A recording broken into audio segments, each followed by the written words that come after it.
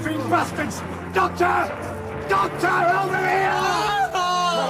Hang on, mate. Hold on. Doctor! Come in! Oh, my God! Bloody bastards! Pull yourself together, Corporal! What? Corporal! Yes. Yes, sir. That's better. We'll have to move it back. Hold this against the arm. There. Like this? Press hard. Good. Are you hurt? Oh, it's just my arm. Show me. That's not too bad. You'll live. Ah! Sir! Doctor! Dr. Watson!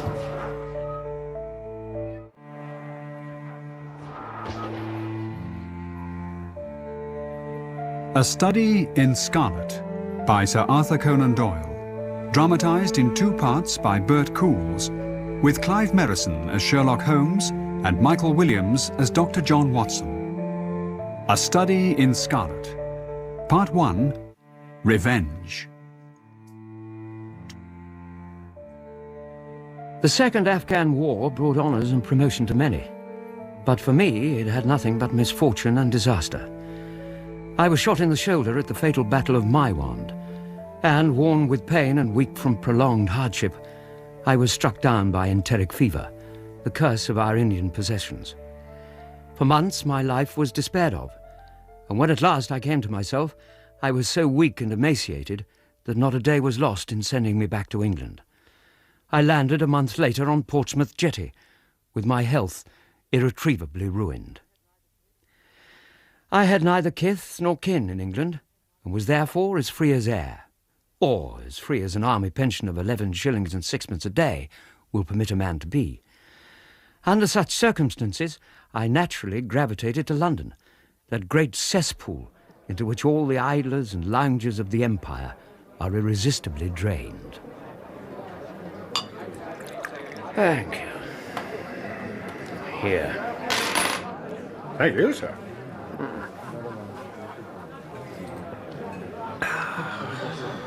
Watson? What? John Watson? Stamford! Good Lord! Whatever have you been doing with yourself? You're as thin as a lath and as brown as a nut. By God, it's good to see you. Let me look at you. Young Stamford. Have you eaten? No, of course you haven't. Come and lunch with me. We'll go to the Holborn. What do you say? Wounded in action, eh? The shoulder. And then they sent you home? No, to the base hospital at Peshawar. Filthy place. Now, next to no doctors, never enough supplies. Over 3/4 of the patients come down with typhoid. You too? Oh, yeah. Never rains but it pours, eh? Oh, what do you know about it? Sitting here at home, safe and snug, it's just a game to you, isn't it? Just a damn game. Watson? I'm sorry, Stamford. My nerves are shot to pieces. It's all right, old man. You've had a hell of a time of it. Anyway, I'm glad I ran into you. And so am I. I'm afraid I've not been much of a lunch companion. Not a bit of it. Oh, what are you doing these days? Is it Dr. Stamford you? Afraid not. You're not still up at Bart's. The perpetual student, that's me. Damn sight better than working for a living, I tell you. What about you? Still writing? Finished the notorious novel yet? I haven't so much as glanced at it. So what are you up to? Nothing at all, really. I've been leading a meaningless sort of existence. Where are you living? An hotel in Strand. An hotel? But isn't that rather... Rather beyond my means. Yes, it is. So, as from today, I do have an aim in life. I'm looking for new lodgings. Comfortable rooms at a reasonable price. Well, that's a strange thing. Oh, what's strange about it? Well, you're the second man today who's used that expression to me. Really? Yes. The other chap had found his comfortable rooms all right, but the price was too high for him. He was looking for someone to go halves. By Jove. Who is he? Well, Stamford? a fellow who's working in the laboratory up at the hospital. You mustn't blame me if you don't get on with him. Why are you being so cagey about this man? Why shouldn't I get on with him? You don't know him yet. You might not care for him as a constant companion. Why? What is there against him? Oh, I didn't say there was anything against him. He's A little queer in his ideas. What is he? Medical student? I don't think so. I've no idea what he intends to go in for. A mystery man, eh? He's a first-class chemist. But a little queer in his ideas. Let's see if he's in here. But his setting room? Is that likely? He was in here yesterday. Ah, he isn't today. Anyway, if he's a chemist, what was he doing in there? He was beating a cadaver with a cudgel. Beating a cadaver? He told me he wanted to find out how far bruises can be produced after death. Good grief. I hope he confines that sort of thing to the hospital. If I'm going to lodge with anyone, I'd rather prefer them to be the quiet, studious type. Stamford! I found it! Stamford! I found it! I knew I would. Dr. Watson, Mr. Sherlock Holmes. How do you do? How are you? You've been in Afghanistan, I perceive. How on earth did you know that? Never mind. Come and look at this. Now, come on. I found a reagent which is precipitated by hemoglobin and nothing else. Well, you see the significance. It's interesting chemically, I suppose. Interesting. It's the most practical medico-legal discovery for years. An infallible test for bloodstains. Once blood has dried, it's impossible to tell the stains from rust or mud or fruit or a dozen other things. The only important thing about stains is getting rid of them. Who wants to tell them apart? Some of the vilest crimes of the century have gone undetected because of that very point, Stamford. But no longer. Oh, now we have the Sherlock Holmes test. Now, look here, get rid of this clutter. Steady on it. There. Now, Doctor, please pass me that needle. Here. Thank you. Now, let's have some fresh blood. Yeah, the blood goes into a litre of water. There. The proportion can't be more than 1 in a million. But add some of this. Yes, and exactly 3 drops of this. There. I say.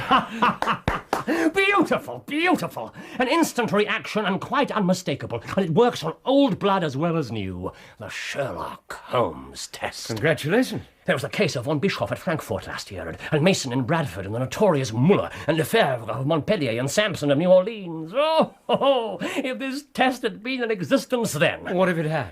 Well, they would most certainly all have been hung. Pass me that sticking plaster, would you, Stamford?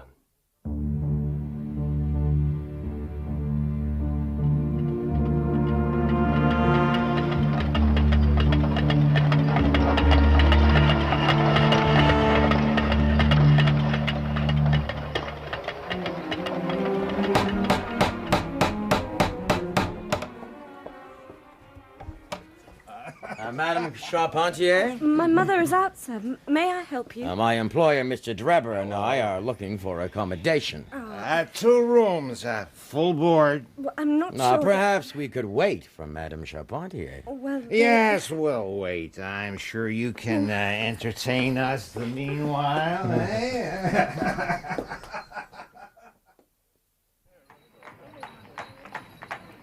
What are these rooms like? Oh, don't concern yourself. They'll suit us down to the ground. I'm pleased to hear it. You don't object to the smell of strong tobacco, I hope? I always smoke ships myself. Well, that's good enough. I generally have chemicals about and occasionally do experiments. Would that annoy you? By no means. Good. Now, let me see. What are my other shortcomings? Oh, really? No. I get in the dumps at times. Don't open my mouth for days on end. You mustn't think I'm sulky when I do that. Now, just let me alone and I'll soon be all right. Ah, very well.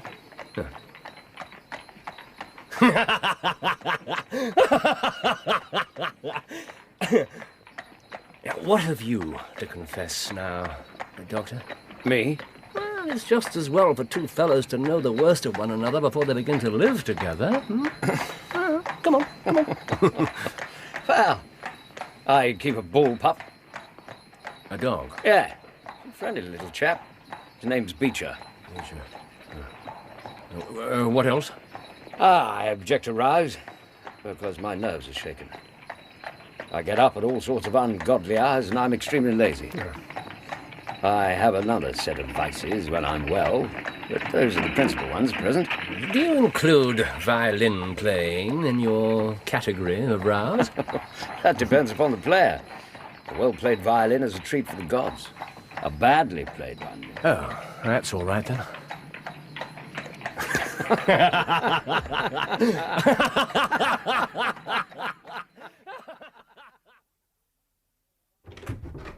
There you are, gentlemen. There's this room, the bedroom adjoining, and another one upstairs. Terms to include all meals and laundry. Illuminating gas is extra. Well, Doctor. Seems splendid so far. I'll just have a look at Thank you, Mrs. Hudson. We'll take it.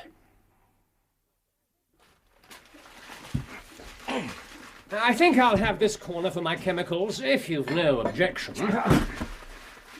Not in the least. Oh, what am I thinking of? Well, your constitution isn't up to this. I'm perfectly all right. Nonsense, Watson. Sit down. There. Thank you. Good, good. Now, you rest for a while. The unpacking can wait. I assure you I'm fine. My dear doctor, quite apart from your generally weakened condition, your left shoulder has been seriously injured, and recently. Well, yes, Also, but- your right leg, though you disguise the fact very well. So I thought. Oh, an ordinary person wouldn't have noticed. I beg your pardon? Yes, but why conceal it at all? To be wounded in the service of one's country is not something to be ashamed of. No, you're a proud man, Doctor. The pity of others would be abhorrent to you. Of course. Good. Oh, really, Holmes? Look at this. No, don't get up. Have you seen a Stradivarius before? Look at that finish. It's beautiful. Is it really genuine? I bought it for 50 shillings at a Jew broker's in the Tottenham Court Road. It's worth at least 500 guineas. Do you like Bach?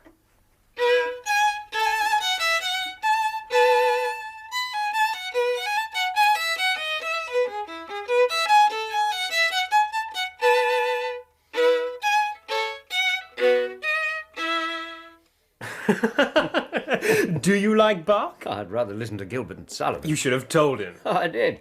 He carried on as if he hadn't heard a word. And then I realised that he wasn't playing Bach anymore. It had turned into a I'm called Little Buttercup. Good Lord.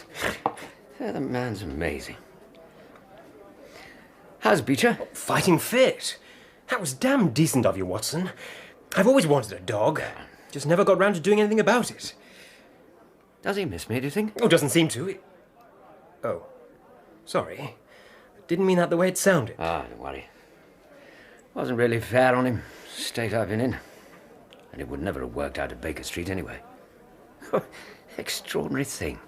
The way he kept going for Holmes's ankles all the time. Stanford? Do you happen to know if he's addicted to anything? He seems like a perfectly healthy dog to me. Will you grow up? Sorry, old man, but you did set it up rather neatly. What do you mean? Some narcotic? It doesn't strike me as likely. I've seen him lie on the sofa and not move a muscle from morning to night. And the look in his eye. I said he was a puzzle. How the devil did he know I'd been in Afghanistan? A good many people have wanted to know just how he finds things out. He seems to be well up on an incredible range of subjects. Yesterday at dinner, I was treated to a half-hour lecture on the life of Paganini. On Tuesday, it was medieval torture devices. I bet that did wonders for your appetite. And yet, he's amazingly ignorant about some things. This morning, he actually claimed not to know that the Earth goes round the sun. You're not serious. He got quite heated about it. What the deuce is it to me? Now that you've told me, I shall do my best to forget it. It doesn't do to crowd out useful knowledge with a lot of worthless rubbish. I can't fathom him at all. Did you know he goes in for boxing? Boxing? He must be a damn sight stronger than he looks. And single stick and fencing. He has a shelf full of trophies. He keeps his soil and gravel samples in them. Oh, and his collection of half-smoked cigarettes. I said you might find him difficult to live with. Oh, I don't. Not really. It's just that I do like things to be orderly, everything in its place. He keeps his cigars in the coal scuttle. I can believe it. Have you found out what line he's in yet? No. At first, I thought he was a doctor too, or training to be one. But now, I'm not so sure. Well, have you met any of his friends? Ask one of them. I don't think he has any friends as such. But he has had a stream of visitors. You know, all different sorts. Filthy old peddler, railway porter, priest. Yesterday, he saw a young lady. Oh, beautiful girl. Oh. Stamford, you have the mind of a street urchin. Did he introduce you to this vision of loveliness? I remember you and the ladies. No such luck. When Mr. Holmes has his visitors, I'm banished to my bedroom. He's very apologetic about it, mind you. Have you tried listening at the door? Oh, really? It's the only way you're going to find out what he's up to. Short of asking him to his face. Why haven't you done that, anyway? I don't want to. I want to work him out for myself. There's nothing I like better than a good mystery.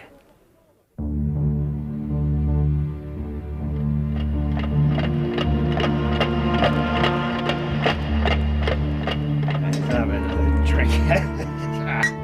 Mr. Drebber. Madame Charpentier. I tell you frankly, sir, your manners towards my maidservants are disgustingly familiar. And worse, sir, you have spoken to my daughter in a way which, fortunately, she is too innocent to understand. She's a lovely girl. Thinks the world of me. How dare you, sir? Hold your tongue, woman. Leave me alone.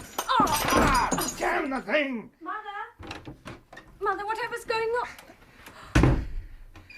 Leave us, Alice. Oh, no, you don't. Come here. Yeah, come on, give me your Mr. kiss. Drebber! Let go of me! I want you out of my house, Mr. Drebber. Oh, yes? Today. You shall leave today. And think yourself lucky that my son Arthur wasn't here to see your disgusting conduct. Why? What would he have done, huh?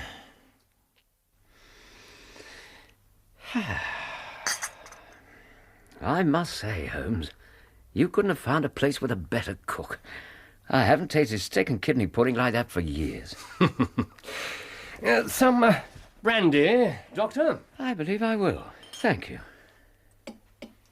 As I suspect the late Mr. Hudson ate his way into an early grave. Killing by kindness could be a very subtle form of murder, don't you think? What an astonishing notion. There. To your continued recovery. Thank you. Now, let's have some music. If Bach isn't to your taste, perhaps you'd like Wagner. Wagner.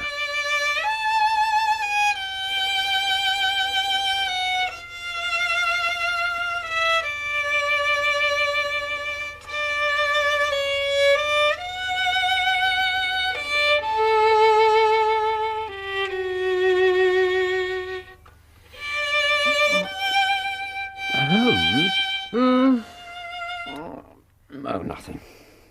Nothing will come of nothing, Doctor. Ask me a question.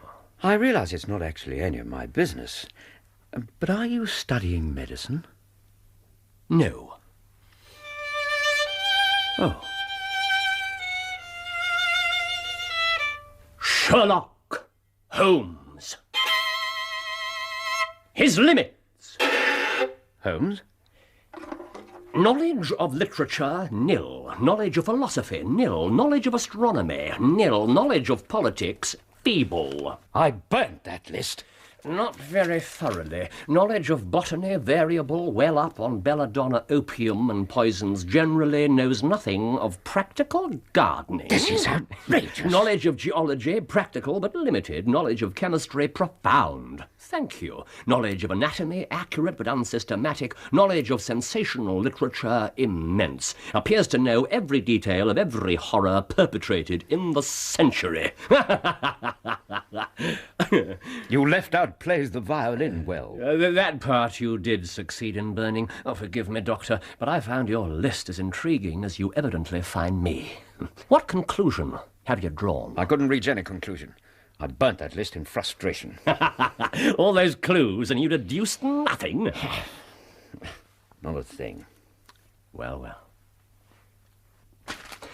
Have you seen this magazine? It came this morning. No, I don't believe I have. Is there anything of interest in it? Look at this article. A Book of Life. Ambitious sort of title. The Science of Deduction and Analysis. Begin by mastering an elementary problem. On meeting a fellow man, learn at a glance to distinguish his history and the trade or profession to which he belongs. By a man's fingernails, by his coat sleeve, by his trisomies, by each of these things, a man's calling is plainly revealed. What ineffable twaddle! You think so? It's unsigned. I'd like to see this fella clapped down in a third-class carriage on the Underground and asked to give the trades of all his fellow travellers. I'd lay 1,000 to 1 against him. You lose your money. As for the article, I wrote it myself. You? Yes, I have a turn both for observation and deduction. The theories there are really extremely practical. So practical I depend on them for my bread and cheese. But how? What exactly do you do for a living? At last, the direct question. Well, I am a consulting detective, if you can understand what that is. I suppose I'm the only one in the world. Really? Oh, yes. Well, here in London we have lots of government detectives and lots of private ones. When these fellows are at a loss, they come to me and I put them on the right scent. And how is it that you can succeed where they fail? Knowledge of sensational literature. Immense. That was very perceptive of you. I have made a particular study of the history of crime. There's a strong family resemblance about misdeeds, and if you have all the details of 1,000 at your finger ends, it's odd if you can't unravel the 1,001st. Couple that with the scientific application of observation and deduction, or ineffable twaddle, as you so colourfully described it, and there you are. A consulting detective. At your service, for a fee, of course. And some of your clients are policemen? Oh, quite so. Well, one fellow's been here several times. Oh, yes, you introduced me. Lestrade. A little sallow man, rat-faced. Yeah, I see you have the knack for observation yourself. He's a well-known detective, Scotland Yard, and got himself into a fog recently over a forgery case. I solved it for him. And the others? Mostly sent on by private inquiry agencies. And you solved their problems without leaving this room? As usually. Now and again a case turns up which is a little more complex. Then I have to bustle about and see things with my own eyes. It's fantastic. Not at all. When we first met, I told you that you'd been in Afghanistan. A lucky guess. Oh, I try never to guess. Oh, no, it's a shocking habit. No, I knew it. Now, let's see if I can give you the line of reasoning. Here is a gentleman of a medical type with the air of a military man. An army doctor, then.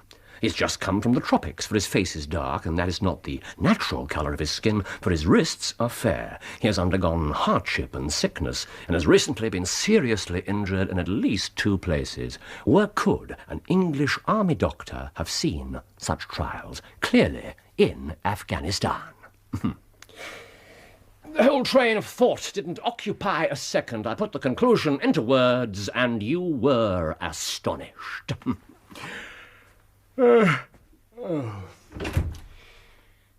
Good night, Doctor.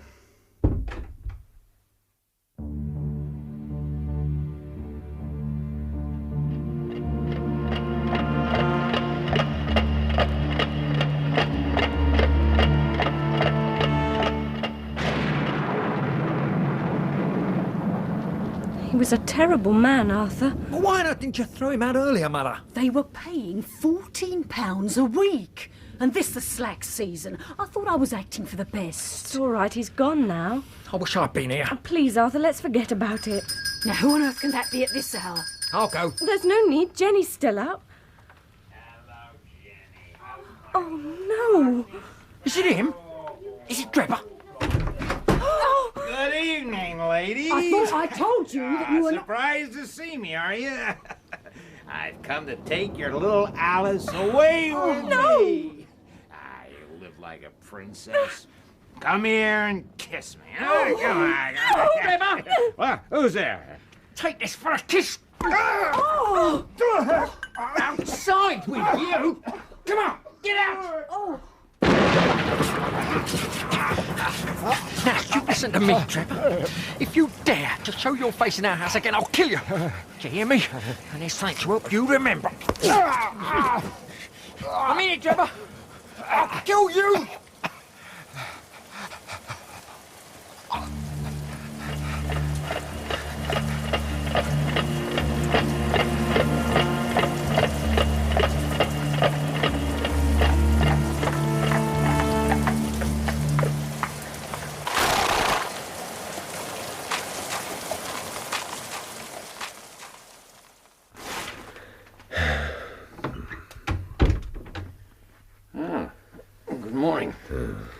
Not up a Bart today? I was right. You do have a talent for observation. Trust you've left me some coffee. Anything interesting in the paper? Evidently not. There are no crimes and no criminals these days. What's the use of having brains in my profession? I know well that I have it in me to make my name famous. No man has ever lived who's brought the same amount of study and natural talent to the detection of crime as I have done. I believe you. And what's the result? There's no crime to detect, or at most some bungling villainy so transparent that even a Scotland Yard official can see through it. This coffee's cold. I'll ring for some more. I wonder what he's looking for. Who? Just crossing the street. See? Oh, you mean the retired Sergeant of Marines?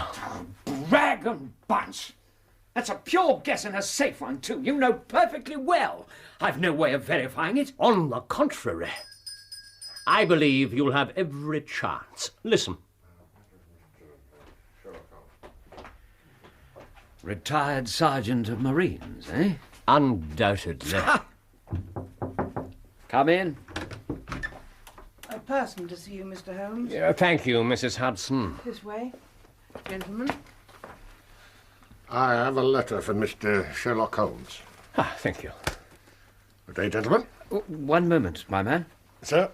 May I ask what your trade may be? Commissionaire, sir. Uniform away from repairs. Thank you. Thank you very much. Sir? And you were? A sergeant, sir. Royal Marine Light Infantry. Thank you, Sergeant. Yeah. Thank you, sir. Good day. How in the world did you deduce that? Deduce what? Excuse me, you broke the thread of my thoughts. I'm sorry, but it was wonderful. Commonplace. Great blue anchor tattooed on the back of his hand, military bearing, air of command, and a dozen other details. And look at this note. Oh. Thank you. I said just now there were no criminals. It appears that I was wrong. This is terrible. It does seem to be a little out of the common. Out of the common? A man bearing no sign of a wound, found dead in a pool of blood. In an empty house in Brixton. Who is this Tobias Gregson? The smartest of the Scotland Yarders. And he's come to you for help? Oh, he and Lestrade are the pick of a bad lot, and they have their knives into one another. They're as jealous as a pair of professional beauties. Oof, there'll be some fun in this case if they're both put on the scent. Watson? Oh, surely there's not a moment to be lost. I'll order you a cab. Oh, well, I'm not sure about whether I shall go. What?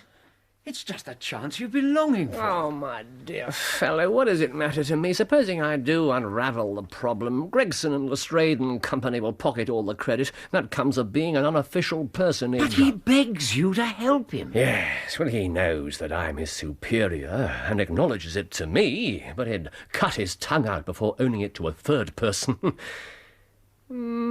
However, we may as well go and have a look. I may have a laugh at them, if I have nothing else. Right, come on. Your hat, come on. You wish me to come? Yeah, if you've nothing better to do. Sorry, gents.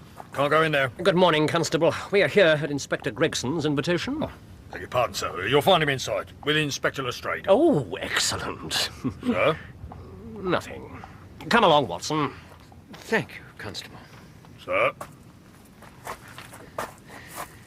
Holmes? Shh. Sorry. What is it? Have you found something? Yes, exactly what I was expecting to find.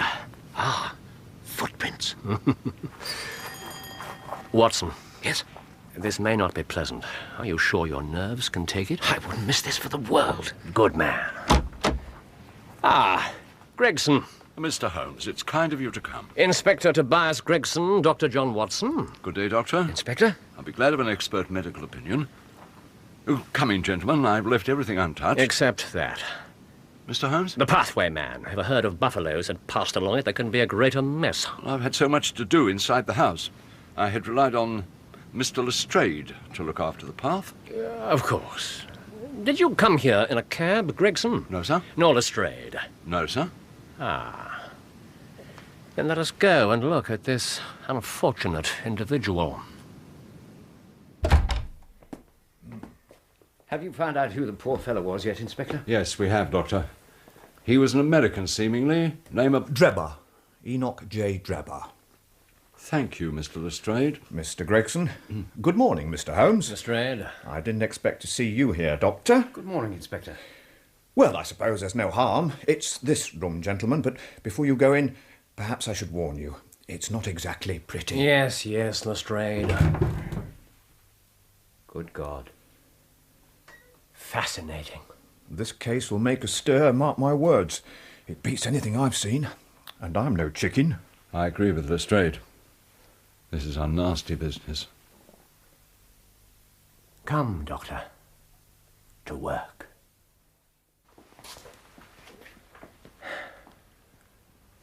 You're quite sure there's no wound? Positive. And yet there's blood everywhere. It reminds me of the death of Van Janssen in Utrecht in the year 34. Remember the case, Gregson? No, sir. Read it up. You really should. There's nothing new under the sun. What do you think, Mr. Holmes? Get ready, Lestrade. I've just walked from the door. Doctor. Yes?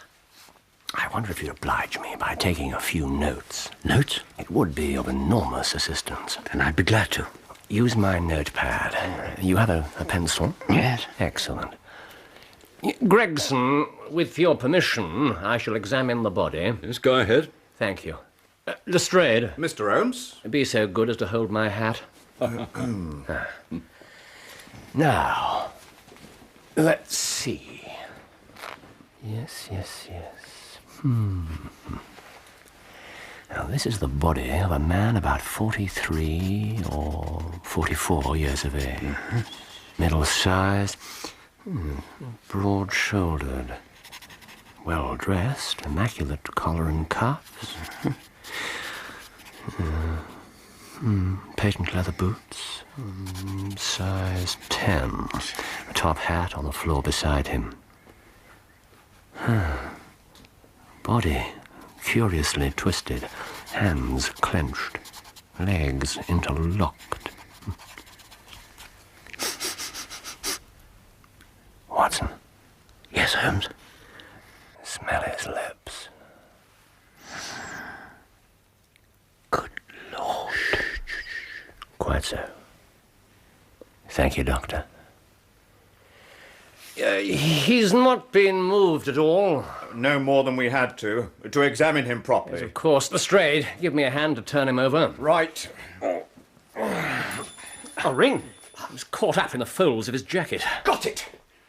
Oh, this is a woman's wedding ring. There's been a woman here. Oh, this complicates matters. Heaven knows they were complicated enough before. You're sure it doesn't simplify them? But there's nothing to be learned by staring at it. What did you find in his pockets? We have it all here. More notes, if you please, Doctor. There's a gold watch, gold ring, gold pin with rubies. Whatever the motive was, it certainly wasn't robbery. Russian leather card case. With visiting cards of Enoch J. Drebber of Cleveland, USA. And 2 letters, one addressed to E.J. Drebber and the other to Joseph Stangerson. At what address, Lestrade? American Exchange, the Strand. Be called for. Have you made any inquiries as to this man Stangerson, Gregson? I did so at once. Indeed, Lestrade. Advertisements in all newspapers and a man sent to the American Exchange. No information yet. Have you sent to Cleveland? I telegraphed this morning. How did you word your inquiries? I simply detailed the circumstances. Nothing else? Is there no single factor upon which this whole case appears to hinge? Will you not telegraph again? I've said all I have to say. Mr. Gregson! Gentlemen, I have just made a discovery of the highest importance. Oh, yes? Yes.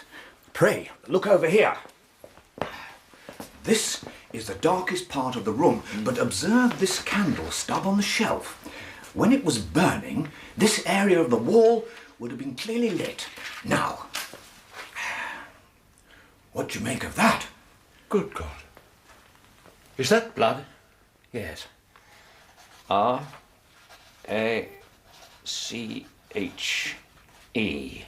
Written in letters of blood. RACHE. A most important clue. Well, what does it mean now that you've found it, RACHE? It means that the writer was going to put the female name Rachel, but was disturbed before he or she had time to finish. You mark my words. A woman named Rachel has something to do with all this. It's all very well for you to laugh, Mr. Holmes, but the old hound is the best when all's said and done. I really do beg your pardon, Lestrade. You deserve the credit for having found it. And with your permission, I'll examine the room now. I've already done so. Now, carry on, Mr. Holmes. Thank you.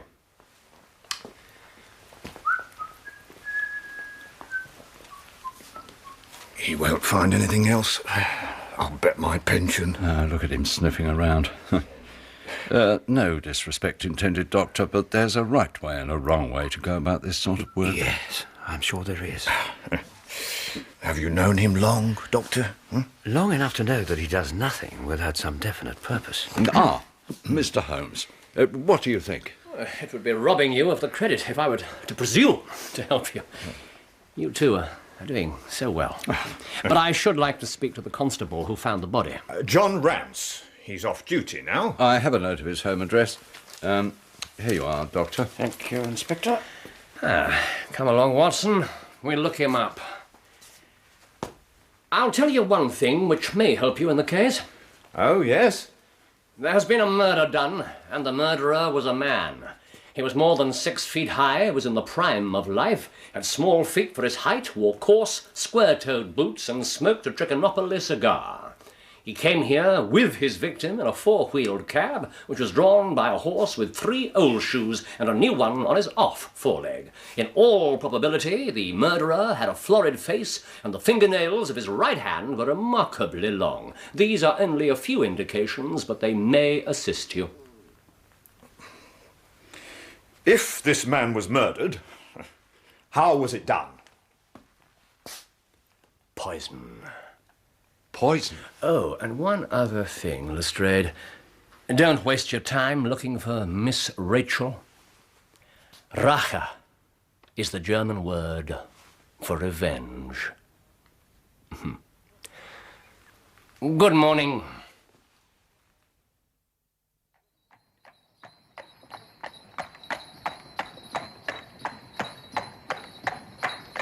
It seems obvious once you've explained it.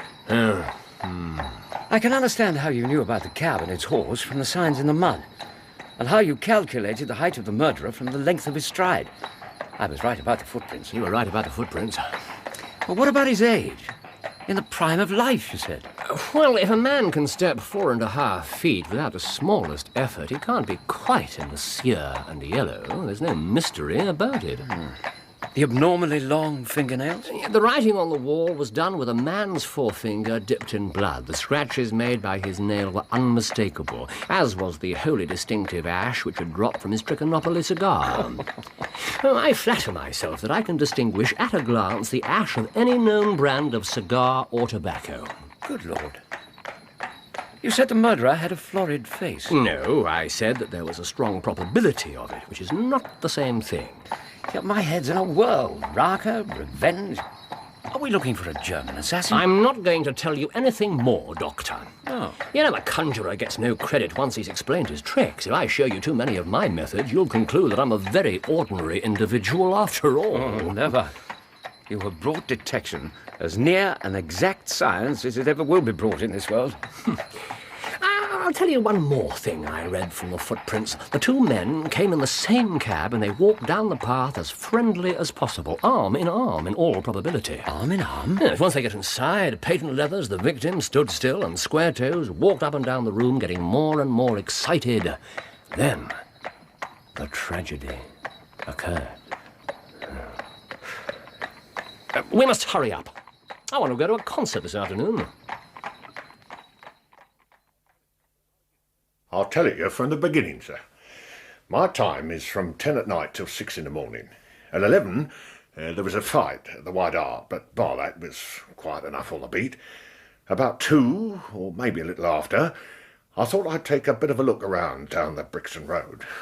It was precious dirty and lonely. Not a soul did I see, barring a cab or two. I was strolling down, thinking, between ourselves, how uncommon handy a 4 of gin hot'd be, when suddenly the glint of a light caught my eye, and that house, what I knew was empty on account of him that owns it, won't have the drain seat to, even though the last tenant what lived there died of the typhoid fever. Yes. The door was unlocked. I pushed it open and went into the front room, where there was the stub of a candle burning. In the light of the candle, I saw... Well, you know what I saw. I went back to the gate and sounded my rattle, and that brought Ted Murcher from the Holland Grove beat. Apart from the two of us, the street was empty. Well, empty as far as anybody that could be of any good goes. I've seen many a drunk chap in my time, but never anyone as crying drunk as that cove. He was at the gate when I come out, leaning up against the railings and singing at the pitch of his lungs. He could hardly stand. I can see him now, clear as day. Great tall chap, with his long red face. Constable Rance. Sir? What became of this man? Oh, I'd quite enough to do without looking after him. I'll wager he found his way home all right. The blundering fool! To think of his having such an incomparable stroke of luck and not taking advantage of it. It's true that his description of the drunk tallies with your idea of the murderer. Tallies? That drunk was the murderer. But why should he come back to the house after leaving it? That's not the way of criminals. The ring, man, the ring. That's what he came back for. If we have no other way of catching him, we can always bait our line with a ring. I shall have him, Doctor. I'll lay you 2 to 1. No bet. I must thank you. For what? I might not have gone but for you. I might have missed the finest study I ever came across. A study in Scarlet, eh? A study in Scarlet? Yeah. Why shouldn't we use a little art jargon? There's the scarlet thread of murder running through the colourless skein of life, and our duty is to unravel it and isolate it and expose every inch of it. But now I must send a telegram, and then lunch, I think, and then for Madame Norman Neruda. Her attack and bowing are splendid. What's that little thing she plays so magnificently? I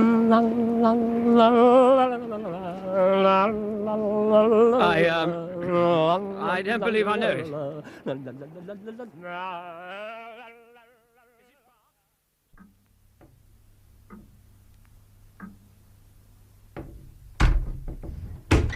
Oh, damn this shoulder. That'll teach you to overdo things, Doctor. Chasing about London after German subversives.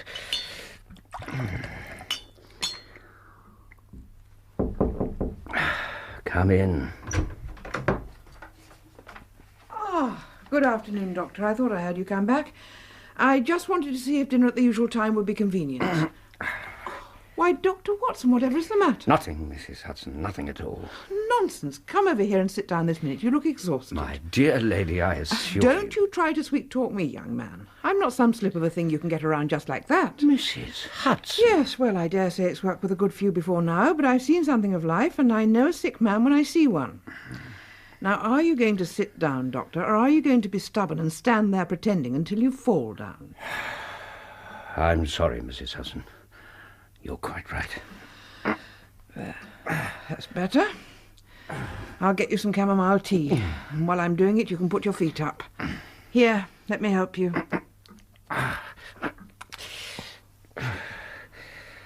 Thank you.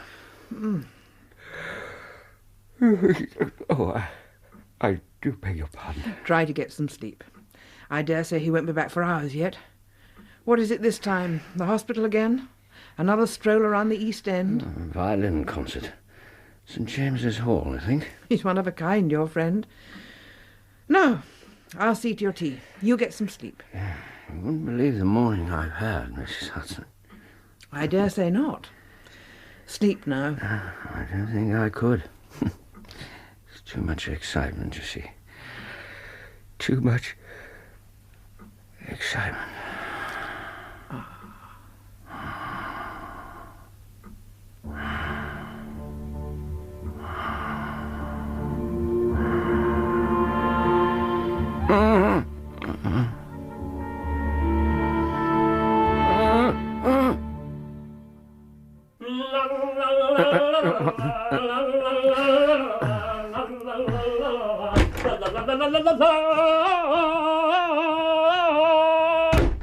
It was magnificent, Watson. Quite magnificent. Do you remember what Darwin says about music? Oh, what? He claims that the power of producing and appreciating it existed among the human race long before the power of speech was arrived at. Perhaps that's why we are so subtly influenced by it. Yes, there are vague memories in our souls of those misty centuries when the world was in its childhood. It's rather a broad idea. Well, one's ideas must be as broad as nature if one's to interpret nature. What's the matter? You're not looking quite yourself. This Brixton Road affair has upset you. To tell you the truth, it has. I ought to be more case-hardened after my Afghan experiences. I saw my own comrades hacked to death at Maiwand without losing my nerve. But I just can't shake off the image of that twisted body in that terrible room. I can understand. There's a mystery about this which stimulates the imagination, and imagination is the breeding ground of horror. Have you seen the evening papers? No. Well, they give a fairly good account of the affair, but none of them mention the ring. Just as well. Why? Well, look at this announcement in the found column. There. Found in the Brixton Road this morning, a plain gold wedding ring. There's a copy of that in every evening paper. Apply between 8 and 9 tonight to Dr. J. Watson. Excuse me using your name. If I used my own, some of these dunderheads would recognize it and want a medal in the affair. Yeah, that's all right. But suppose somebody answers. I have no ring. Oh, yes, you have. Here. This is almost a facsimile. Who do you expect will come? Why, our florid friend with the square toes. The murderer? Well, why should he fear a trap? You shall see him within the hour. And then? Well, you can leave me to deal with him. Have you any weapons? My old service revolver and a few cartridges. Well, you'd better clean and load it. It's as well to be ready for anything.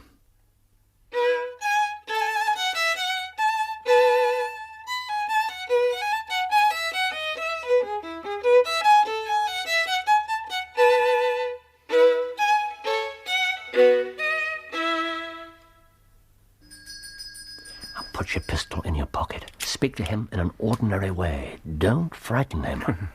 Don't frighten him. Holmes, is Mrs. Hudson safe? Perfectly. This man is a calculating murderer, not a madman who strikes out at random. I asked her to send him up alone and then lock herself and the maid in the kitchen.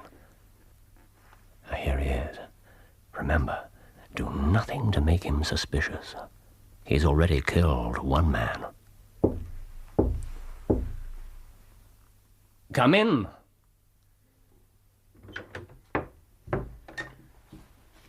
Dr. Watson? Yes, madam? I've come about the ring.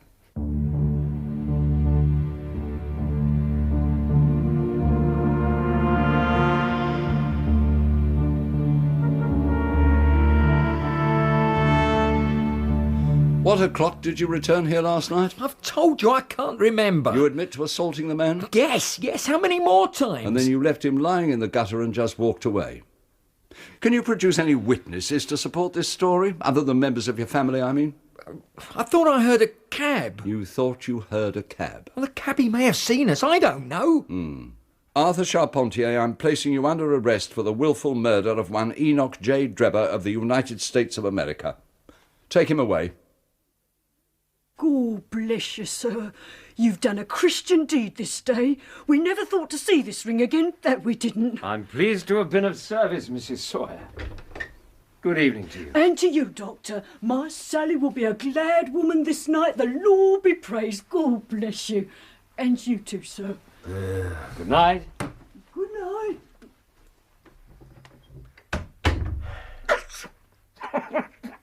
Watson? Oh, I'm sorry, but the look on your face, I'd have given £1,000 for a camera and some flash powder. Oh, look, I'm sorry you were wrong about the ring. Obviously, Drebber just picked it up in the street where that poor old thing's daughter lost it. What are you doing? Following her, of course. That feeble old woman? Holmes! Wait up, Bobby!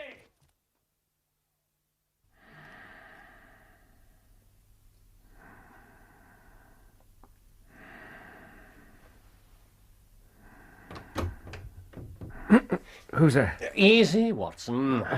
Holmes? What time is it?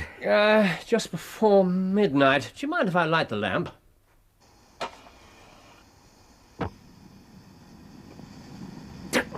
My apologies. No, it's all right. Have you just got back? Yes. What on earth happened? Holmes? Don't be so infuriated. What the devil? Oh, I wouldn't have the Scotland Yarders know it for all the world. They'd never let me hear the end of it. What? The end of what? Very well. I don't mind telling a story against myself. That creature hobbled a little way and then began to limp. She hailed a four-wheeler. I tried to get near enough to catch the address, but I needn't have bothered. She sang it out loud enough to be heard the other side of the street. 13 Duncan Street, Houndsditch. That's the address she gave me? Yes. Oh, this begins to look genuine, I thought. So what did you do? I perched myself on the back of the cab, out of sight. You did what? Oh, it's an art every detective should be an expert at. Well, away we rattled and never drew rein till we got there. I hopped off just before we came to the door and strolled down the street. The cab pulled up, the driver jumped down, and nothing came out. But what had happened to me? When I reached the driver, he was groping about frantically in the empty cab and giving vent to the finest collection of oaths that ever I listened to. But what had happened to Mrs. Sawyer? I inquired at number 13. The house belongs to a respectable paper hanger called Keswick. Keswick? Keswick. No Mrs. Sawyer had ever been heard of there. You mean to say that tottering, feeble old woman was able to get out of the cab while it was going along without either you or the driver seeing her? Old woman be damned. Oh, we were the old women to be taken in. Now, it must have been a young man and an active one, too, besides being an incomparable actor. The disguise was superb. Yes. Now, Doctor, you're looking done up. I'm afraid I am. Take my advice and turn in. I won't disturb you. You're not retiring? No. I want to think. Good night, then. Yeah.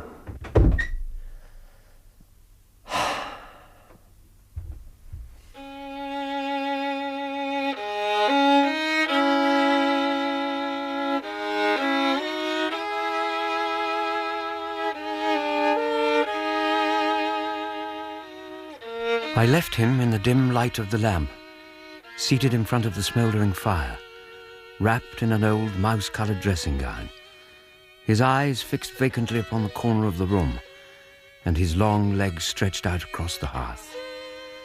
Long into the watches of the night, I heard the slow, melancholy wailing of his violin.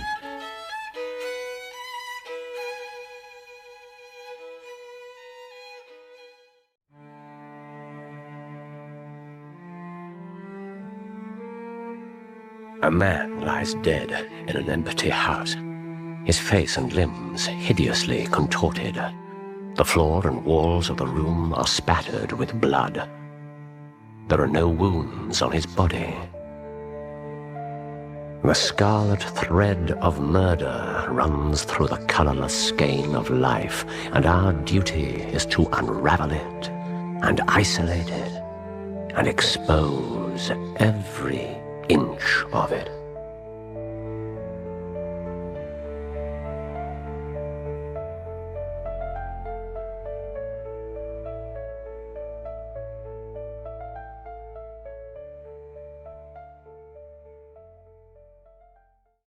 A Study in Scarlet, Part 2, The Country of the Saints. After much fruitless racking of my brain, I had finally discovered that my new fellow lodger, Sherlock Holmes, a man of singular talents, enthusiasms, and areas of ignorance, was in fact what he termed a consulting detective. I have it in me, he told me modestly, to make my name famous. All he lacked was the proper opportunity. I was convinced, though Holmes was not, that this opportunity had at last arrived with the invitation by no less a personage than Inspector Tobias Gregson of Scotland Yard to investigate the bizarre murder of one Enoch J. Drebber. On the day following the killing, the papers were full of the Brixton mystery. Listen to this one. The German name of the murdered man, the absence of all other motive, and the sinister inscription RACHE, revenge, written upon the wall, all point to political refugees and revolutionists, the socialists of many branches in America. Don't tell me. The Daily Telegraph. Very good, Watson. The piece also mentions the Weingericht, Aqua Tofana, the Carbonari, the Marchioness de Bronvilliers, the Darwinian theory, the principles of Malthus, and the Radcliffe Highway murders. What do you have? The Standard. Lawless outrages of this sort usually occur under a Liberal government. They arise from the unsettling of the minds of the masses and the consequent weakening of all authority. Very true. And some new facts. Oh, good heavens. The deceased was an American gentleman. Oh, that's hardly new. Even Lestrade and Gregson discovered that. Who had been residing at the boarding house of Madame Charpentier in Camberwell with his private secretary, Mr. Joseph Stangerson. So, the mysterious Stangerson has been identified. Someone's been busy. Probably Gregson. We are glad to learn that Mr. Gregson and Mr. Lestrade of Scotland Yard are both engaged on the case. It is confidently anticipated that these two well-known officers will speedily throw light on the matter. Which one's that? Daily News. I told you that whatever happened, those two would be certain to score. That depends on how it turns out. Oh, bless you. It doesn't matter in the least. If the man is caught, it'll be on account of their exertions. If he escapes, it'll be in spite of their exertions. A fool can always find a bigger fool to admire him, as the old French poet said. Holmes? My dear fellow? You seem highly delighted by the telegram this morning. What was in it? Oh, that. The name of the murderer. Should we order some more toast? Mr. Holmes. Mrs. Hudson, have you added mind reading to your many other accomplishments? Mr. Holmes, I really must protest. What do you think you're doing inviting me? Mr.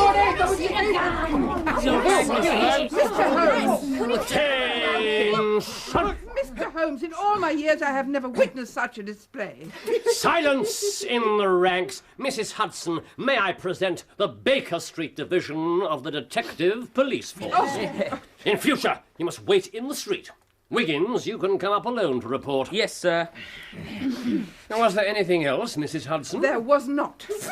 Right. Have you found it yet? No, sir, we ain't. Well, you must keep on until you do. Here are your wages. Yes, there we are. Now go, and bring back a better report next time. Yes, sir. All right, you lot. Come on.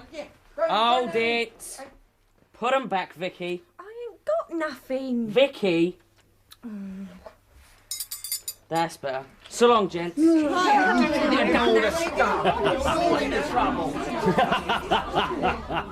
Ah, there's more work to be got out of those little beggars than out of a dozen of the regular force. They can go everywhere and hear everything. All they want is organisation. You're employing them on this Brixton case? Yes, there's something I want to track down. It's only a matter of time. Do you really know the name of the murderer? Oh, hello. We're going to hear some news now with a vengeance. Here's Gregson coming down the road with beatitude written upon every feature of his face. It's all right, Mrs. Hudson. The gentleman's expected. My dear Holmes, congratulate me. I've made the whole thing as clear as day. Doctor. Good morning. Do you mean that you're on the right track? The right track? Why, sir, I have the man under lock and key. And his name? Arthur Charpentier.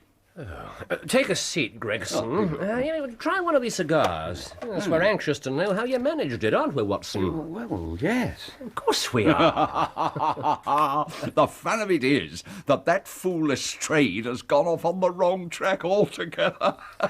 He's chasing after the secretary, Stangerson. But he had no more to do with the crime than a babe unborn. Lestrade's probably arrested him by now.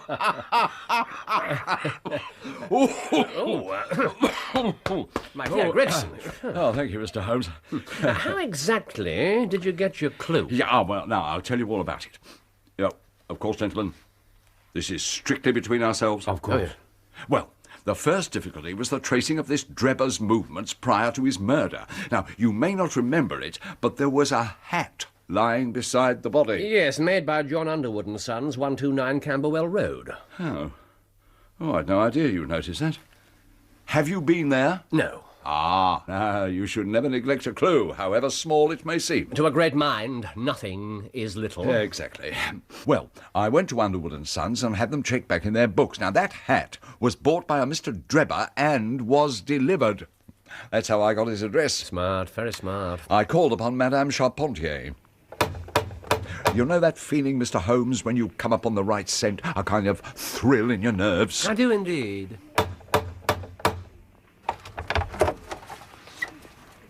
Yes. May I help you? I found her very pale and distressed. I began to smell a rat. Mother, who is it? The daughter also looked extremely red about the eyes. I determined to be direct with them. I am a police officer. Have you heard of the mysterious death of your late boarder, Mr. Enoch J. Drebber? Admirably direct, Gregson. Yes. Yes, we have. From the evening paper. Oh, it's quite exciting. What happened next? At what o'clock did Mr. Drebber leave your establishment yesterday? At 8 o'clock. And was that the last you saw of him? Yes. No. No, it wasn't. Alice.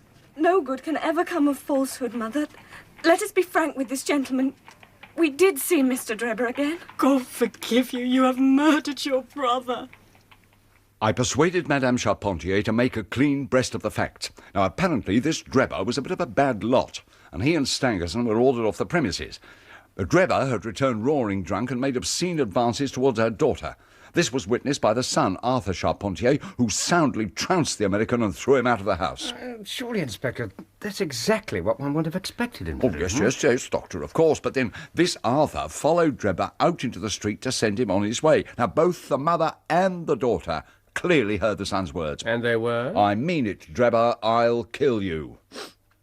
The son didn't return to the house until the early hours of the morning. What is his version of events? Oh, some cock and bull story about just walking away and leaving Drebber lying in the gutter. Were there any witnesses? No, none we can trace. Charpentier thinks he may have heard a cab. Oh, well done, Gregson. This is vital information. You really are getting along. We shall make something of you yet. I flatter myself that I've managed it rather neatly. The whole case fits together uncommonly well. Did you say you've arrested Charpentier? Yes, late last evening. No doubt he'll sing a different song after spending the night as a guest of Her Majesty. Perhaps. Oh, I can't wait to see that fool Lestrade's face. Come in, Lestrade. Yeah, what? Inspector Lestrade, gentlemen. Oh, by Jove. Thank you, Mrs. Hudson. Good morning, Mr. Holmes. Gentlemen. Is everything all right, Inspector? This is a most extraordinary case, a most incomprehensible affair. Oh, you think so, do you, Lestrade? Have you managed to find the secretary, Mr. Joseph Stangerson? The secretary, Mr. Joseph Stangerson, was murdered about 6 o'clock this morning. Stangerson murdered too? Are you sure? Extremely sure. It was I who discovered the body at Halliday's private hotel, Gower Street. Take a seat, Lestrade. Thank you. I knew that both Americans were intending to sail home from Liverpool, and I reasoned that Stangerson might still be planning to do so. That meant taking a Euston train. I and my men made inquiries at all the private hotels in the area of the station. But there must be over 100. Yes, but I tracked him down about 7 o'clock this morning. It's very early, sir. He'll see me.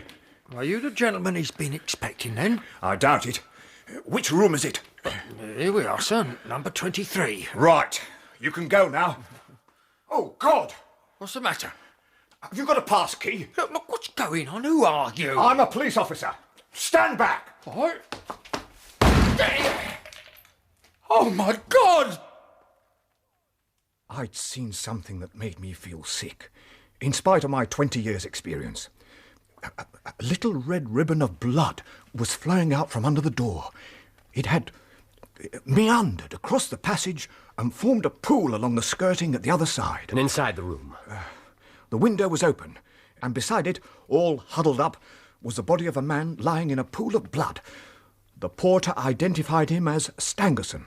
But the strangest part of the whole affair, what do you suppose was above the murdered man? The word RACHE, written in letters of blood. Exactly as before. Was everything the same, Lestrade? Not quite. This one had been stabbed. Stabbed? A deep wound in the left side. Stabbed. Something must have gone wrong. Oh, I've arrested an innocent man. My suspect was under lock and key at the very moment the real villain was killing again. Don't reproach yourself, Gregson. Your case was basically quite sound. This time, the murderer was seen. You have a witness? Yes. A milk boy saw a man climbing down a ladder at the back of the hotel. He was so open about it that the lad took him for a workman. Did you get a description? The man was unusually tall, well-built, and had a reddish face, exactly as you said he would be, Mr. Holmes. Yes. Did you find anything significant in the room? Nothing. Stangerson's cases were packed. They'd been sent to the yard. There were just a few items lying loose. Here. One cheap novel, which was open on the bedside table. One pipe and one box of matches. They were on a chair. The only other thing was a small ointment box containing a couple of pills. Here. The last link. My case is complete.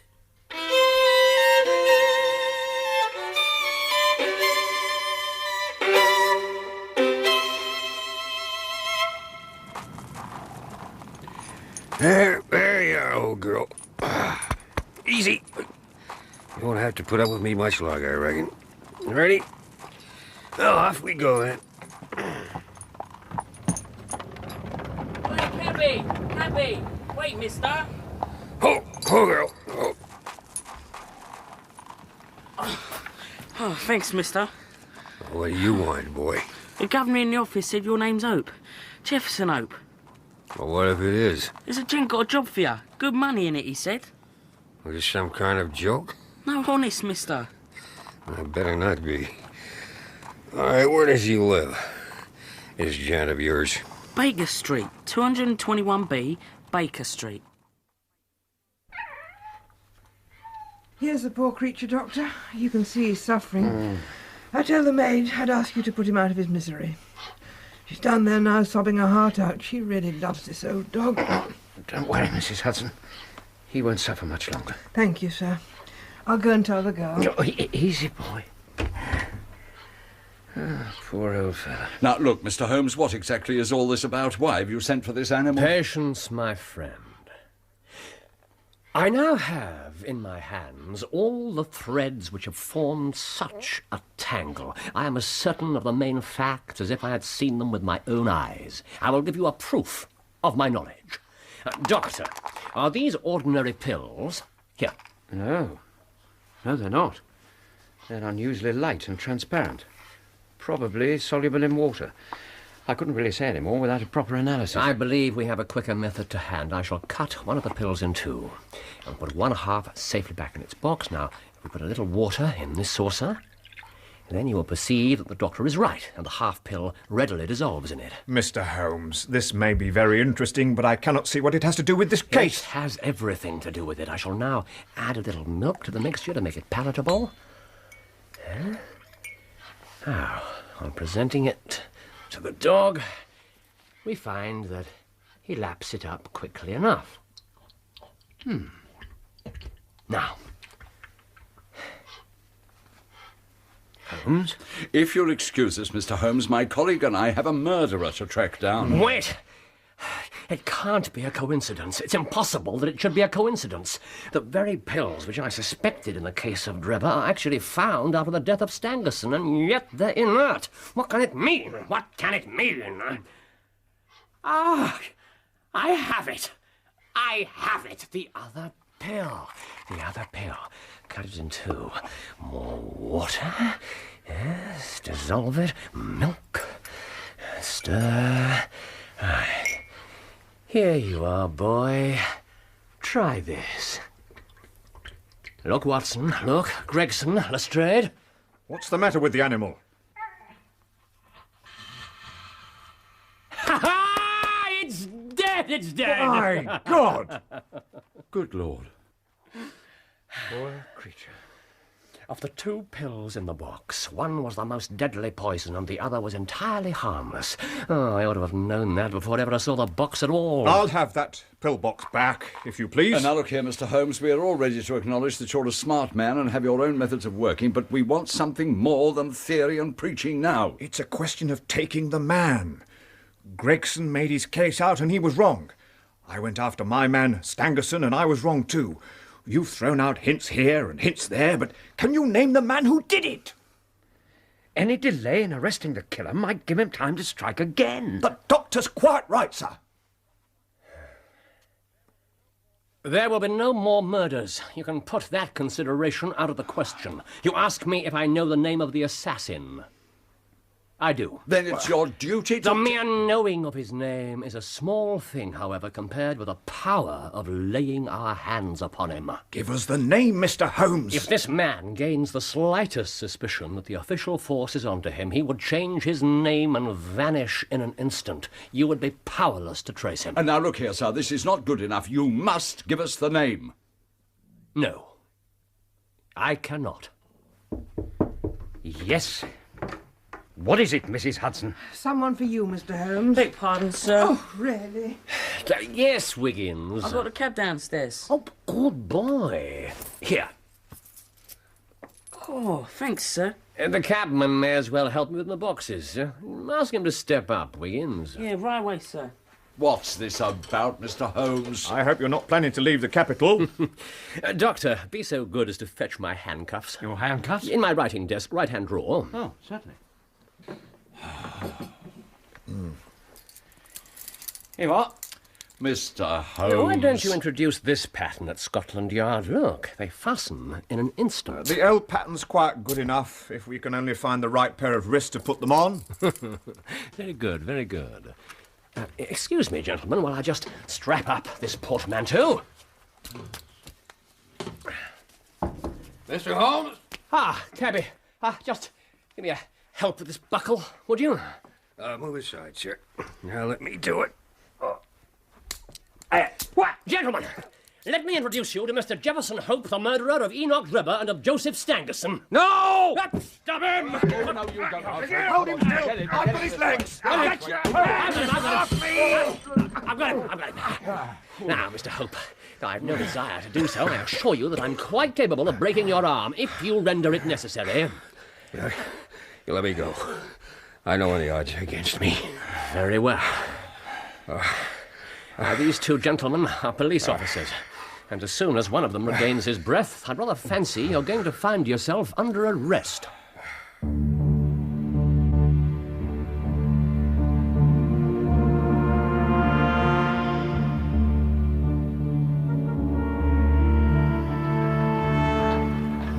Are you all right up there, Lestrade? Everything well under control. If he ever leaves the force, he's got a second career ready and waiting. I heard that. Are you in much pain? No one worse. Mr. Holmes, is it? Sherlock Holmes. Well, Mr. Sherlock Holmes, if there's a vacant place for a chief of the police, I reckon you're the man for it. It's quite enough from you, Hope. Oh, really, Gregson? It was the ring that gave it to me, of course. That and the wheel marks in the mud of the Brixton Road. If that night had been dry, I never would have found you, Hope. Can't we save this till we get to the yard, Mr. Holmes? The marks in the road showed me that the horse had wandered on slightly between arriving and departing, and that would never have happened if anyone had been in charge of it. It was clear from the footprints that only two men were ever there, so it followed that the driver of the cab was also the murderer. But how the devil did you know my name? As I said, through the ring. It was a question of motive. Despite your clumsy attempt to implicate German radicals, it was clear that the murderer... papers had been full of secret societies and the like. I thought it might throw you off the scent. Well, it didn't. Carry on, Mr. Holmes. Political assassins are only too glad to do their work and to fly, whereas this murder had been done most deliberately. So it was a private matter. Since a woman is usually involved somewhere in these affairs, the ring merely confirmed what I'd already decided. I wanted the last thing that villain saw to be Lucy's ring. The ring he forced on her finger. Keep it for the official statement, Hope. So, Gregson, I did what you neglected to do. What? I telegraphed the Cleveland police for information concerning Drebber and trouble over any woman. The answer was conclusive. He had once applied for the protection of the law against one Jefferson Hope, a rival in love. Love! Love! I wish I could have seen him die. 10 times over. Let me examine you. Leave me alone. Come on, man. I do what you like. We must get to Scotland Yard as quickly as we can. This man is seriously ill. How long have you known? It's been getting worse for years. Have you seen a doctor recently? Last week. What did he tell you? What do you think he told me? I'm afraid he was quite correct. Oh, what do I care? I've done my work. Look, Doctor, what exactly is all this about? Mr. Hope has an aortic aneurysm. What does that mean? It means, Gregson, that he could die at any moment. Good Lord. Is that right, Doctor? Yes, quite right. It's a failure of the main blood vessel leading from the heart. It swells up and eventually bursts. There's no cure. I got it from overexposure and underfeeding in the Salt Lake Mountains. I don't care how soon I go, but I should like to leave an account of this affair behind me. I don't want to be remembered as a common cutthroat. Lestrade, what do you think? Well, he's obviously seriously ill. If we take a statement from him now, it's quite likely to be thrown out of court as unreliable. Or coerced. On the other hand... Exactly. Jefferson Hope. I am Inspector Tobias Gregson, and this gentleman is Inspector Giles Lestrade. You are at liberty to make your statement to us, but I am obliged to warn you that it will be taken down and may be presented in evidence at your trial. Very well. I'm on the brink of the grave. I'm not likely to lie to you. Every word I say is the absolute truth. I have to start some 40 years ago. In the whole world, I doubt if there's a more dreadful place in the great Central American desert. It's nothing but death, desolation. But if you'd been there, gentlemen, on one particular day all those years back, you'd have seen something moving, something alive. Hush, child, hush. Shh. That's it. There's no sense in crying now, child. It ain't gonna help. The man's name was John Ferrier. The child was called Lucy. Baby, shh. We'll find a river by and by. By and by. John Ferrier told me once that he carried that baby 3 days, 3 nights across the plains. Both their parents were dead, along with the rest of the wagon train. And he looked after her like she was his own. But they never did find that river. Here, drink this. Slowly, just a sip. That's it. A baby. She's asleep, peaceful as you like. God be praised. Amen. Amen. Shh, don't try to speak. You're safe now. Safe? What are you people doing in this wilderness? Who are you? We are the persecuted children of God, the chosen ones of the angel Moroni. We are the people of the holy Joseph Smith and his prophet. God in heaven, you're the Mormons. We are the Mormons. 10,000 of them there were, trekking across the desert, looking for their promised land. And they'd found John Ferrier and the babe. I suppose you'd have to call it a miracle. As soon as he was able to walk, he was taken to one particular wagon. It was bigger and finer than the rest. Welcome, John Ferrier. I have been told your story by Brother Stangerson, who found you, and to whom you owe your life and that of the child. I'm grateful to him, to all of you. Are you the leader? We are led by the hand of God. Amen. Of course. If we take you with us, it can only be as believers in our own creed. We shall have no wolves in our fold. Will you come with us on these terms? I guess I'll come with you on any terms. Brother Stangerson? Prophet? Let it be your task to teach him our holy creed. Come, Brother Ferrier. You're in my care now. My wives will see to your needs. Brother Stangerson. Remember that now and forever you are one of us. Brigham Young has said it, and he speaks with the voice of Joseph Smith, which is the voice of God. I guess we can skip a good few years. John Ferrier recovered from his ordeal well enough. Distinguished himself as a guide, hunter. Lucy, well, I'll come to Lucy in a minute or so. When they finally stopped their wanderings, Ferrier was granted as good a stretch of land as any of the men, save Young, of course, and excepting the 4 elders, Kemble, Johnson, Stangerson, and Drebber. His name was known, respected, but for all the respect, there was one thing about John Ferrier that offended the rest of the Mormons. I will not do it, Lucy. I've gone along with all the rest, but that... No, don't distress yourself, Father. They cannot compel you. You're right, child. Let them say what they will. What are they saying? They say I'm not a true follower of the faith, or that I care only for money. And the real reason I refuse to take any wives is because I begrudge the expense. The friendlier ones say I hold myself single in memory of a long-lost love who pined away on the shores of the Atlantic. Oh, how romantic. You sweet child. Though the fair Lucy was no longer a child. I was a prospector in those days. Come to the city to raise capital to work some lodes I discovered. That day I met Lucy. I don't know, gentlemen. It was as if a whole new stretch of land had been opened up in front of my eyes that I never knew existed. And I was a strong-willed young man. Whatever I undertook, I was accustomed to success.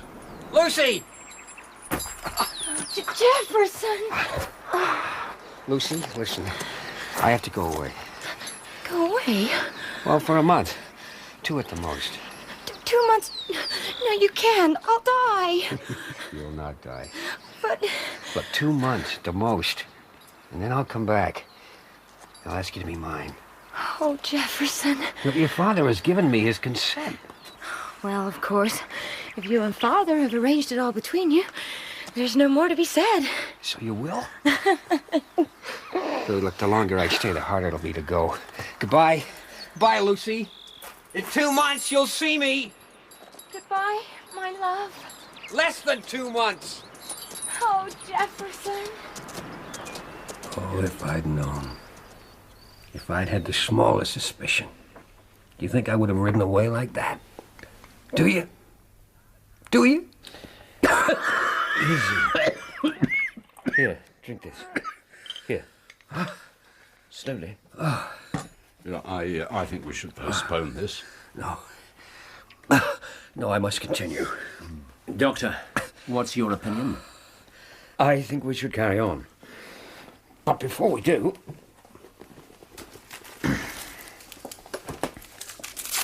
What are you giving him? I must have the name of that powder, Dr. Watson. It's only a mild painkiller. Drink it down in one. Good. Thank you, Doctor. All right. You have to understand that to hold any kind of unorthodox opinion was a dangerous matter among the Mormons. To fall foul of the elders was a terrible thing. Close the door, if you please. Yes, Brother Young. My daughter has gone to the city, but I could prepare some refreshments. It is of your daughter that I wish to speak. Lucy. There are stories of her which I would fain disbelieve. Stories that she is sealed to some Gentile. What is the 13th rule in the code of the St. Joseph Smith? You claim to be a loyal member of the church, wise in its teachings. What is the 13th rule? Let every maiden of the true faith marry one of the elect. For if she marry a Gentile, she commits a grievous sin. Your daughter has found favor in the eyes of many who are high in the land. Stangerson has a son. Drebber has a son. They are young and rich and of the true faith. Let her choose between them. You must give us time. Lucy is scarce of an age to marry. We give you time. We give you 1 month. A month? At the end of 30 days, she shall make her choice. And if she will not, then I will do so for her. Good day to you, brother. A month? I had been gone scarce 3 weeks. I discovered later that Ferrier sent a message after me the very next day. It was that same day that he arrived home to find 2 young men in possession of his sitting room. I guess you don't know us, brother. This here is Enoch, the son of Elder Drebber. Greetings, brother. And I'm Joseph Stangerson. I traveled with you when I was just a lad, when the Lord stretched out his hand and gathered you into the true fold. As he will all the nations in his own good time. He grindeth slowly, but exceeding small. Amen, Brother Drebber. I'd guessed who you were. Then you must surely know why we're here. Oh, I know your purpose right enough. As I have only 4 wives, and Brother Drebber here has 7, it appears to me that my claim is the stronger. The question is not how many we have, but how many we can keep. I'm the richer man. But my prospects are better. I'm your elder and higher in the church. What say you, Brother Ferrier? I say this. I don't want to see either of your faces again. Are you aware what an honor it is to marry the son of an elder? I'm aware that there are 2 ways out of this room. There's the door and there's the window. Which do you care to use? You have defied the prophet and the holy 4. You'll regret this to the end of your days. I knew nothing at all of this. The power of the Holy 4 stretched wider and deeper than John Ferrier could ever suspect. His message never reached me. Good morning, Father. I was wondering if I might... What in the world is the matter? Nothing, child. Wait for me in the sitting room. What is that paper? What does it say? Show it to me, Father. Here. I found it pinned to the bedclothes. It was there when I woke. 29 days. Oh, my God. Next morning, they found the number 28 scrawled with a burnt stick in the very center of their ceiling. That night, Ferrier sat up with his gun. He saw nothing, heard nothing. Yet in the morning, a great 27 had been painted on the outside of their front door. And so it went on. 20 changed to 15, 15 to 10, 10 to 5. And still they waited in vain. For me. In fact, I was on my way back to them. My business over and done with. And not a care in my heart. Oh, boy! Drop your rifle! Man said to drop your rifle.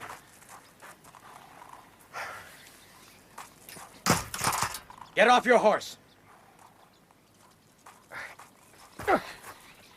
He sure doesn't look much, does he, brother? Look, if you're planning to... Oh! That's enough, Drebber. Drebber, I'll remember that name. If you're planning to rob me, get on with it. Oh, we're planning to rob you, all right. Leastways, one of us is. But not yet. In 4 days' time. What do you mean? 4 days? Jefferson Hope. You know me. What is this? Keep your filthy heathen hands off the farrier girl. Lucy! Yeah, she's meant for better than you, Hope. Me, for instance. Or my friend here. Pretty soon that trim little body's gonna be cuddling up to one of us. You bastard! You will show respect to us. I am Joseph Stangerson, first son of Elder Stangerson. When you speak to me, you speak to the prophet himself. Stangerson? Drebber and Stangerson. That for your prophet! And I hoped you were going to be reasonable. Teach him how to be reasonable, Brother Drebber. Oh, my pleasure, Brother Stangerson. Oh! Oh!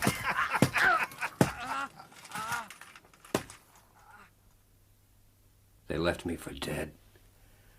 By the time they'd finished with me, I wasn't far off it. But the thought of one of them, with my Lucy...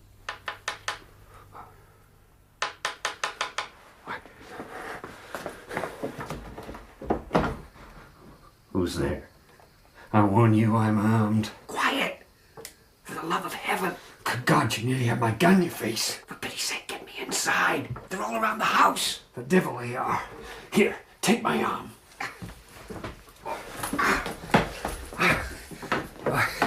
Give me something to drink. Oh, my God. Oh. Yeah. Oh, God, it's good. John, is Lucy all right? Jefferson! Oh. Who did this to you?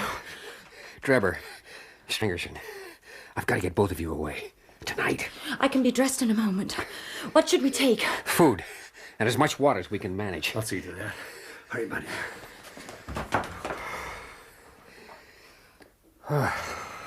John? What is it, son? This house, the farm. Everything you worked for. What's that to me? Give me a hand with the food. The watchers were concentrating on the front and the rear of the house. We climbed out the side window while the moon was hidden by the clouds. And we made it safely to the edge of the cornfield. Oh, thank God. We've done it. Down.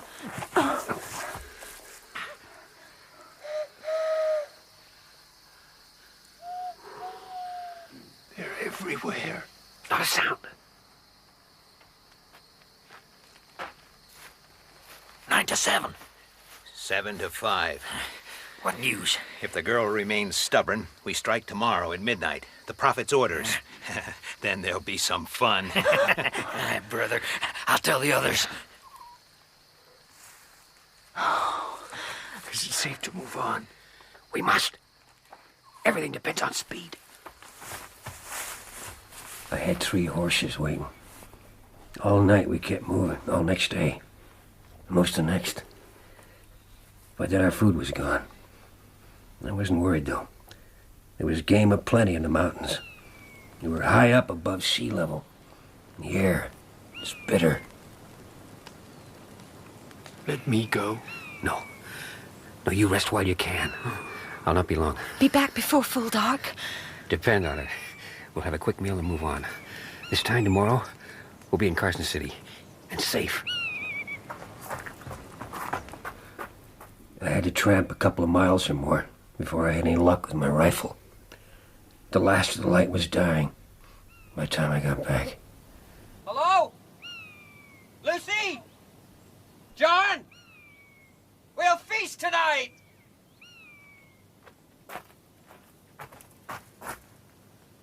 Oh, sweet Jesus. Lucy.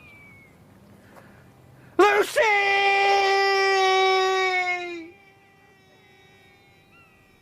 I found John Ferrier at the edge of the clearing. He'd been beaten like an animal and shot. Lucy wasn't there. Were you able to build up any picture of what happened? Not until the next morning. I saw the tracks. A lot of men on horseback. They'd come up behind us, along the path. And they'd turned back towards Salt Lake City. They'd taken our horses. But I set off after them. How long did it take you? 6 days. By the time I reached the city, I must have looked a wild sight. I stayed in the shadows. The streets were hung with flags. They were celebrating the marriage of an elder son. All I heard was talk about the great rivalry between these two fine young men. On the very day I got there, the prophet had given my Lucy to Enoch Drebber. What did you do? I went back into the mountains. I suppose I must have lost my senses for a time. When I came to myself, I returned to the city. I knew what I'd find there. I knew she was dead. Dead of grief and shame. Some of Drebber's other wives were keeping vigil over her body. I took his ring from her finger. I'd not have her buried in Drebber's ring. And I vowed I'd not rest till I'd made them pay for what they'd done to my love. The rest is easily told. There was a great split among the chosen people. Many gave up the faith. Drebber, Stangerson among them. John Ferrier's fortune had made Drebber a rich man. But for some reason, he and Stangerson stuck to each other's company and set off to travel together. They were rich and I was poor, but I dogged them. I followed them across 2 continents. Sometimes I nearly caught up with them. Other times I lost the trail for long stretches. But always, I kept going. Always. Just how long has this business been going on? 20 years. 20 years. And eventually I tracked him here, in London. Were you obtained employment as a cab driver? Wherever they went, I was always at their heels. At first I planned to surprise them. I reckon they thought I was dead years before. But they somehow got wind of me. They were cunning. Never went out alone. Hardly ever after nightfall. And I thought it was all up. I knew I had no chance against the two of them together if they were on guard. But they got careless. Drebber had taken to drink. It wasn't only the drink. In the end, it was a woman that did for him. I liked that. It was fitting. I'd sat in my cab and watched when the two of them were thrown out of that boarding house. I knew why. And I sat and watched again when Drebber went back after that pretty face and her brother lashed into him in the street. And I tell you, I enjoyed that. I waited till the boy had finished with him. And I drove up to where Drebber was lying in the gutter. Charpentier's cab. I didn't believe him. Now, Drebber didn't recognize me. He was practically out on his feet from drink and the thrashing he'd had. And he asked me to take him to his hotel. But you didn't. You took him to an empty house in the Brixton Road. I'd found it weeks before. I knew I could get inside easy enough when the time came. And I had him on his own. At last.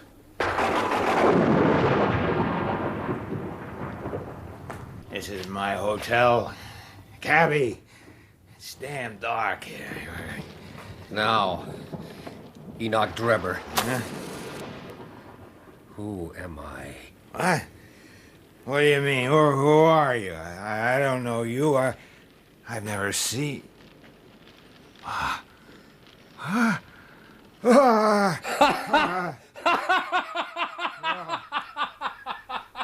I'd always known that vengeance would be sweet, gentlemen.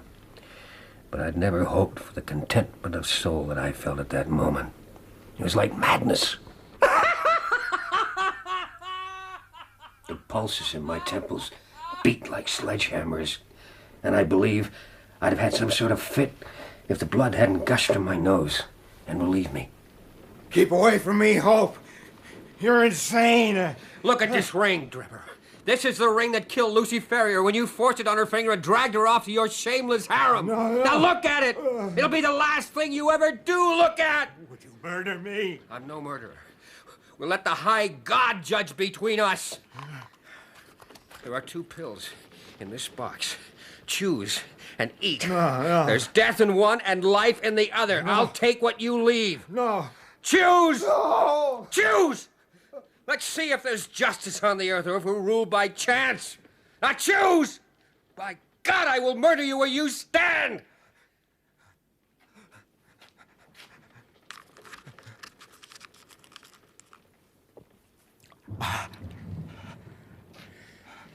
Very well. It's done. Now, this one's for me.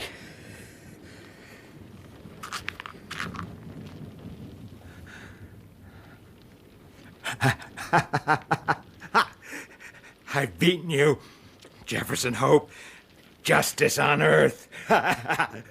I'll watch you die like the stinking rat you are.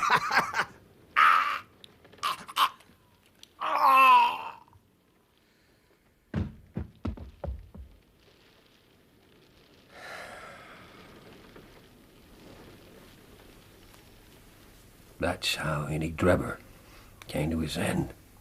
Blood was still streaming from my nose, but I felt light-hearted, mischievous. I wrote up "Rock" on the wall and lit a cigar, and I looked at him for a spell. And then I got out. When did you discover that you'd lost the ring? That ring was all I had of my Lucy. I had to have it back. I hadn't gone far. I left the cab on a side street and walked up to the house. Straight into one of your constables. PC John Rance. I fear he will not rise in the force. You pretended to be drunk. He paid me no heed. All I could think of was that I'd lost Lucy's ring. And I saw your advertisement, evening paper. Ah, yes. Who was your accomplice who visited Baker Street? Accomplice? What's this, Mr. Holmes? Why haven't you mentioned this before? The zeal of the official force, Watson? This is not relevant to your inquiries, Gregson. I'll wager the man had nothing to do with the killings. Nothing. Nothing. I swear it. Now, Mr. Holmes, I can tell you my secrets, but I don't get other people into trouble. But I think you'll own he did it smartly. Not a doubt of that. Let's get back to the matter in hand here. Joseph Stangerson wasn't poisoned. He was stabbed to the heart. He begged me for his life. Cried like a woman. Told me I had no quarrel with him. He hadn't touched the girl. Only killed her father. He wouldn't take his chance with the pills. He went for my throat. It was self-defense. The outcome would have been the same in any case. But Providence would never have allowed his guilty hand to pick out anything but the poison. And that's the whole of my story. You may consider me to be a murderer. But I say I'm just as much an officer of justice as you are.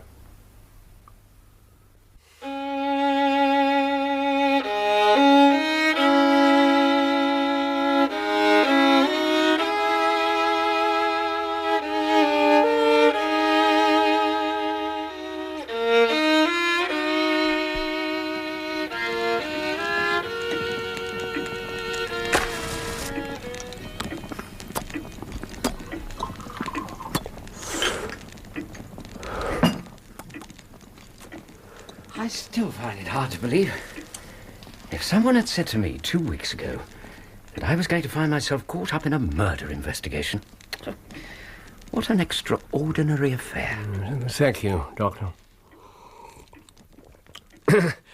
Yes, it's even more extraordinary than you know. Look at this. It's from Gregson. Arrived just before dinner. Good Lord. That's incredible. He must have died while we were actually on the way back here. He hung on to life until his story was told. Power of the mind. Amazing. Making his statement was as important to him as exacting his revenge. You really think so? Oh, yes. What other reason could he have had for giving himself up? What did you say? Oh, Watson, think. Wiggins led Hope to the very same rooms where, not 12 hours before, his accomplice had been given a patently false wedding ring. He must have known it was a trap. But he fought like a cornered tiger. Oh, what a picturesque vocabulary you do possess. Well, perhaps it was bravado. Perhaps his nerve failed him at the last. I don't know. But you recall what he said? Almost as soon as we reached the yard. Yes. Wait a moment. Here. I knew I'd made a note of it. I don't care how soon I go, but I should like to leave an account of this affair behind me. I don't want to be remembered as a common cutthroat. I don't want to be remembered as a common cutthroat. He came here knowing he would almost certainly be arrested because he desperately wanted his story on record. All that. 20 years. For a woman. Holmes? Gregson and Lestrade will be furious at his death. Where will their grand advertisement be now? I wouldn't have missed this business for anything. What was it you called it? A study in scarlet. Yes, I must have been in one of my more lurid moods. I'm enormously grateful to you for allowing me to be in on it. Well, I only hope it hasn't placed too great a strain on your health. By no means. I feel better this evening than I have for months. Well, I'm delighted to hear it. A helping of the bizarre is always invigorating, I think. I meant what I said, you know. You really have made an exact science out of detective work. Compared to you, Gregson and Lestrade are like blind men. Your merit should be publicly recognised. You ought to publish an account of the whole affair. If you won't, I'll do it for you. Huh? I'd no idea you went in for writing. I thought your literary activities were confined to compiling lists of my shortcomings. Please, let's not go through that again. I didn't know you then. And now you do. Come on. A study in scarlet. We'll make a marvellous story. It has adventure, suspense, romance, everything. Well, what do you say? I say, come in, Mrs. Hudson. The evening papers, gentlemen. Special late edition. Oh, thank you. Just throw them down somewhere. I shall do no such thing. There you are. Nice and tidy. Good evening, Mr. Holmes. Dr. Watson. Oh. You shouldn't tease her. She's a good woman. She's a good woman.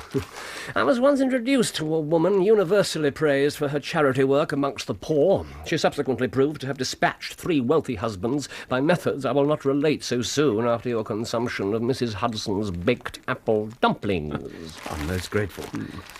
Look, what were you about to say?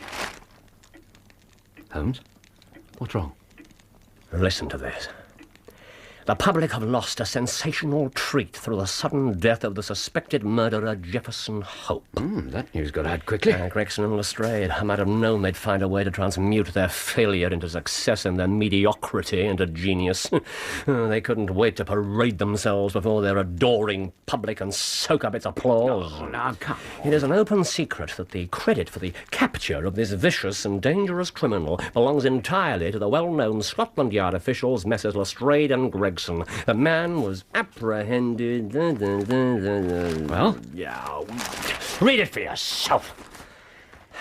The man was apprehended in the rooms of a certain Mr. Sherlock Holmes, who, under their instruction, has himself shown some small talent as an amateur detective. Under their instruction. Keep reading. With such teachers, Mr. Holmes may well hope, in the fullness of time, to attain some degree of their skill and professional expertise. Didn't I tell you so before we started? This is outrageous. I'm going to bed. This whole report is a downright tissue of lies. I've a good mind to go straight round to Fleet Street and demand that they publish a retraction when they've heard my version of the facts. Watson? Yes? Why don't you put these newfound energies to more productive use? I beg your pardon? Write your book, Doctor. Write your book.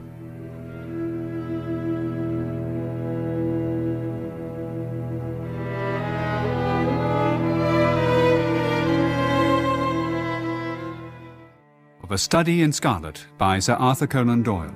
Dramatised by Bert Coules, with Clive Merrison as Sherlock Holmes and Michael Williams as Dr. John Watson. Jefferson Hope was played by Shane Rimmer, Joseph Stangerson by Matt Zimmerman, Enoch Drebber by Ed Bishop, Inspector Lestrade by Donald G., and Inspector Gregson by John Moffat. Peter Carlyle played Brigham Young, Alice Arnold, Lucy, Christopher Good, John Ferrier, Alan Dean, Wiggins, Anna Cropper, Mrs. Hudson, Marcia King, Madame Charpentier, Jane Slavin, Alice, and John Bull, Stangerson Sr. Other parts were played by members of the cast. The violinist was Alexander Balanescu. A Study in Scarlet was directed by Ian Cottrell and produced by David Johnston.